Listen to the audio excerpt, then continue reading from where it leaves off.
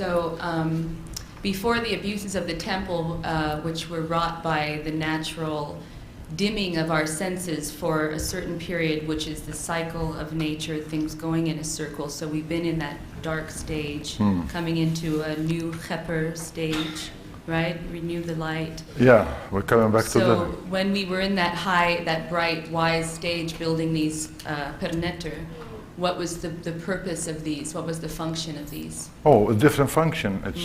It's energy that you can melt stone with. There's another energy that you can energize yourself with. And there's lots and lots of different energies mankind need for survive. And what about beyond in connection to the stars? Oh, well, one of them is connected to many other stars like Nibiru and other... yeah, we're not alone. I mean, You care to say which one corresponds to communication with which system? that is Khufu pyramid. That is the one connected to for connection. Okay. That's Is that the Pleiadian one? well, You've got one Nibiru. there is no word mentioning Pleiadians in the Egyptian, in the Khemetian language. So maybe it's there, and we have named things which is the ancient Khemetian doesn't hear about up to now. I'll let you have the hook. Afwan, Habib. I thank you.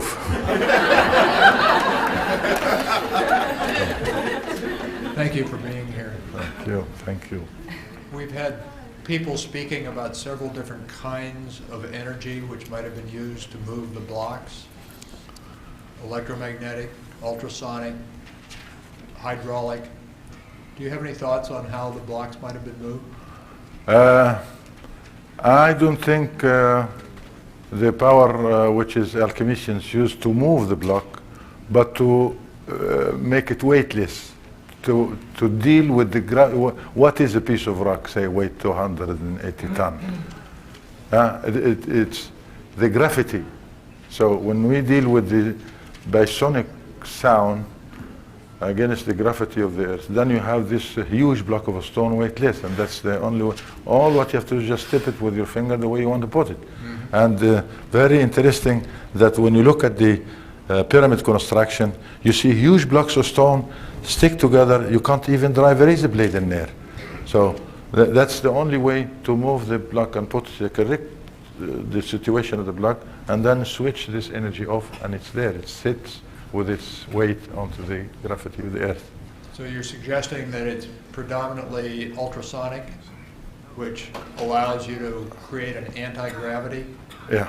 And then are you saying also that the ultrasonic would be part of the drilling, such as Christopher Dung discussed this morning?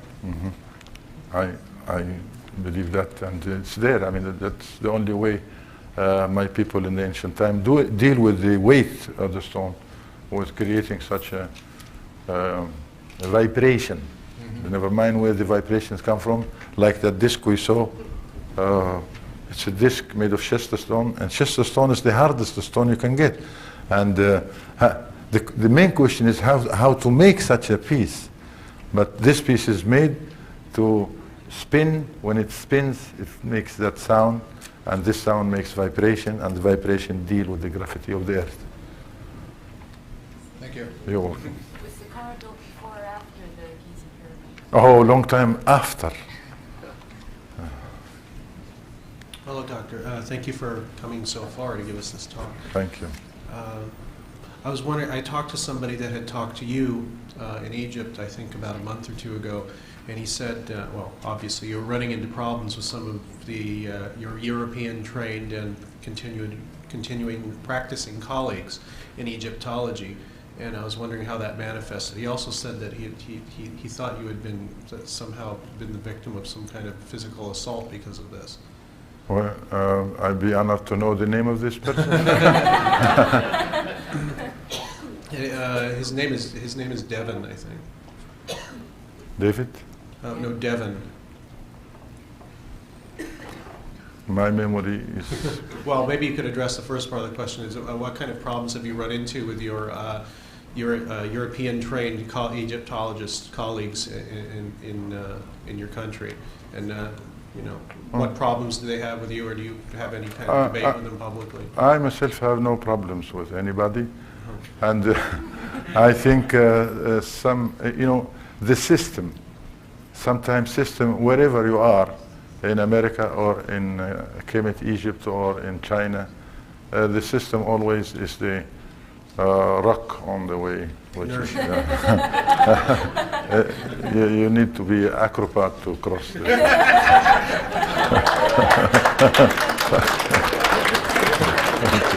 And for some reason, Mr. Aho had asked me, he wanted to ask me to ask a question about, he seemed to think there was a precedent for the Ark of the Covenant whereby there was some kind of device earlier, object that had the same effect on people, that it was Egyptian, that if people that were not authorized or of the faith had touched it, it would kill them or harm them. Oh, well, there's many people who has different theories about this subject. Like I know a friend,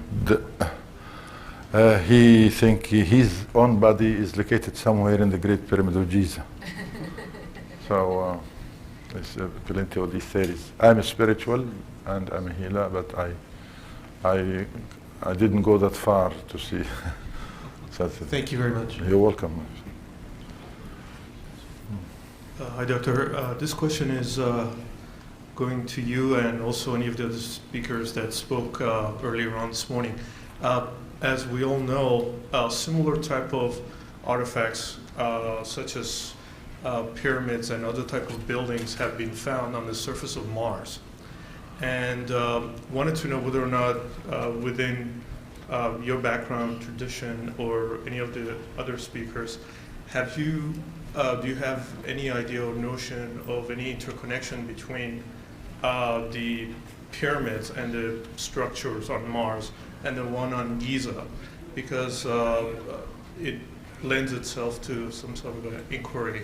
I've read numerous places in channeled information, for example, that the pyramids were used, for example, for interdimensional travel, as well as different kind of initiatory purposes in secret schools, as it were. Well, I may tell you that I haven't been yet to Mars, but there are similarities from, where our solar system has many planets around, and there are similarities, and we're not alone. Could be. I have seen pictures made by NASA that the Sphinx is there also. And the picture, you can play with the photograph, but when you see that photograph, it looks like a human face on the Mars. So why not pyramid if there is a Sphinx?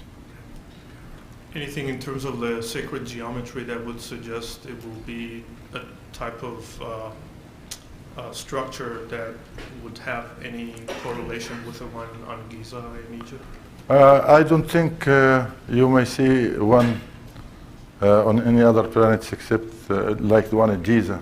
But you may see it here. For example, if I look from my room window, I see lots of pyramids around. If you look to the horizon, you see some pyramids, natural made.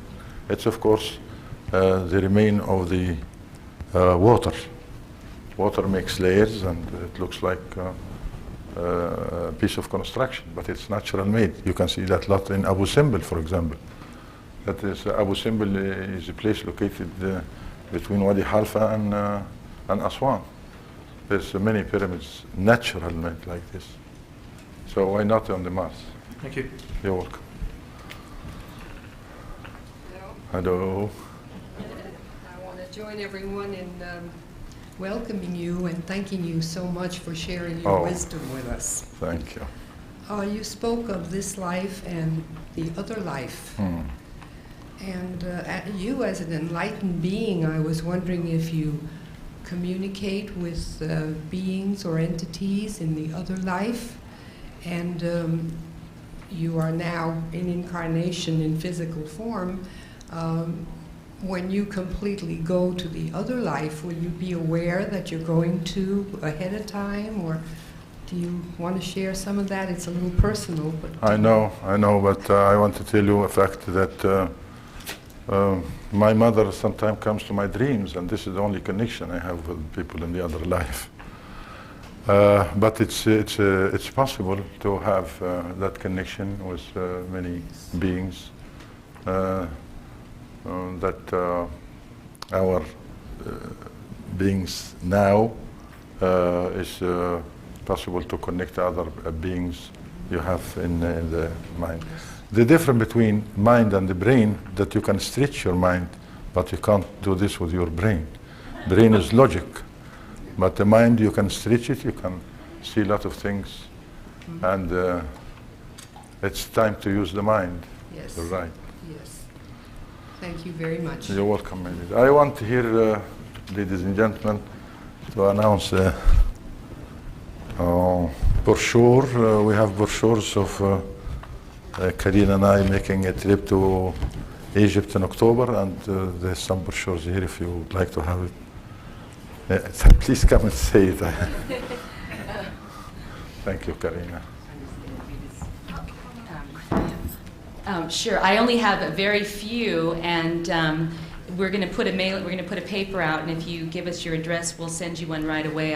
It's in October, so it's October 17th to November 1, and I can assure you that there's nothing like it. Hakim is well beloved and known throughout the country, and since we make our home there, it's really going to be a family regathering. So I only have a few, but I will put a paper out, and you'll be sure to get them within a week. But I'll put these out there. Thank you. I want to thank you for your presence, and I can't express my feelings, and I thank you very much, Susan.